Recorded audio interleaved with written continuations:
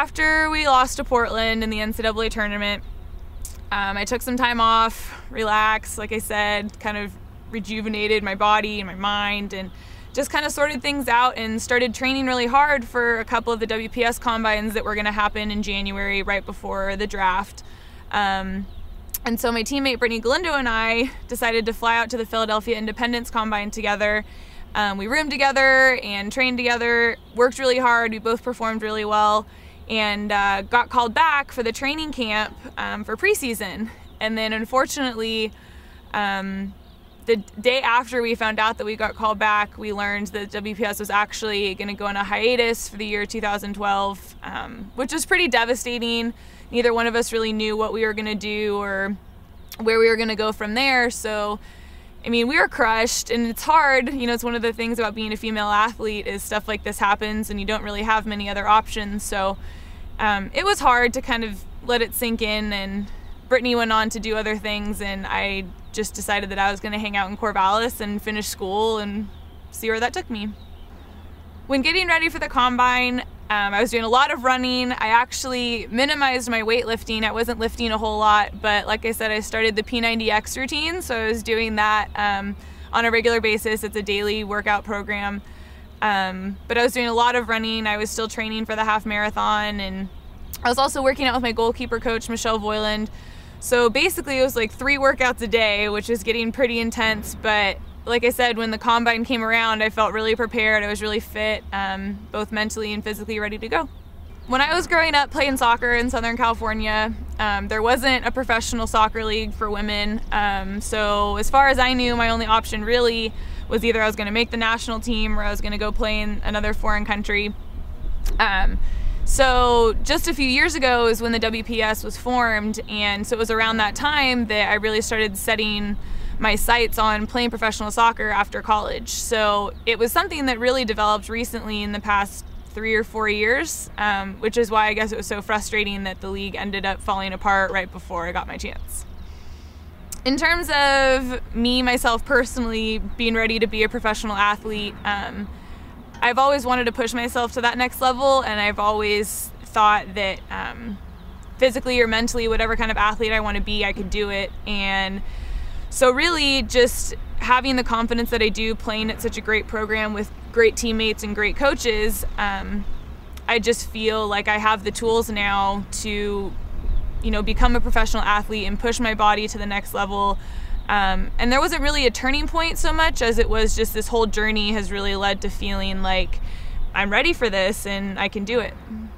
After I found out that the WPS was folding for the year 2012, like I said, I was pretty crushed, and I just kind of set my sights on, like I said, finishing school. I was coaching, you know, the girls club team. I got a job at a restaurant downtown and was spending time with my now fiance and just really relaxing and taking some time off. And then all of a sudden I got this email from a coach in New York asking me what I was doing for the summer and if I was interested in playing. And I thought, you know, that all the teams were under and nothing was going on and they were all just kind of hanging out waiting to see what happens in 2013. And that's not the case. There's a couple teams that are still together and playing in a semi-pro division, which is now called the WPSL Elite. So once I got all this information and found out, you know, that these teams were still around and wanted me to come play for the summer, I obviously, you know, I'm jumping at the opportunity. I'm really excited to go and play, and it's been fun, you know, getting ready for this next little journey.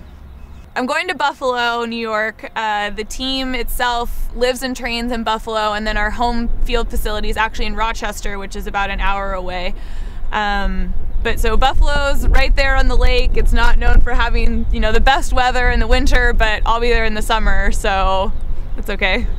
After finding out that I was getting invited to go to Buffalo to play on the professional team out there, I was actually informed by my head coach that I had been invited to the U23 national camp, which I was completely unaware of, so it came as a huge shock to me, and it was kind of unbelievable because, like I said, I hadn't heard anything from anyone, so I wasn't really sure what to think or what to believe. But sure enough, about 2 days later, I got an email confirming that I was being invited to Carson, California to train with the U23 national team in their training camp. So that's actually going to be right in the middle of my preseason for my professional team in New York. So I'm going to be flying back and forth. But I'm just so excited. It's a really cool opportunity. You know, you get to train with the best players in the country, really. And I think that's what I'm looking forward to most, is just being able to compete at that high of a level and train with those kind of players where the margin of error is very, very small, and everybody wants to win. Playing soccer at Oregon State and being a student athlete here has been an awesome experience. I've learned so much from my coaches and my trainers and my teammates, and even from myself. Just, you know, this whole journey has been such a ride, and I think if anything, like, I've just learned that if you put in the work, you're gonna see results. And like, you can't lie to yourself. You can't, like, your body won't lie to you. If you do the work and you eat right and you keep a positive attitude and just really keep pushing for what you want and don't stop believing in yourself and your goals, that you really can accomplish whatever you want. And I think that's been really fun for me to just kind of see all these things unfold, and I'm really excited. Corvallis to me has a really special place in my heart. I'm actually really committed to settling down here. I love the town, I love the people, and even though I grew up in, you know, a big city in Los Angeles by the beach and the sun, I've just really come to know and love Corvallis, and it will definitely always be a home for me. No matter where I end up going or who I end up meeting, it's definitely going to be a place that I can come back to and just know that I belong here.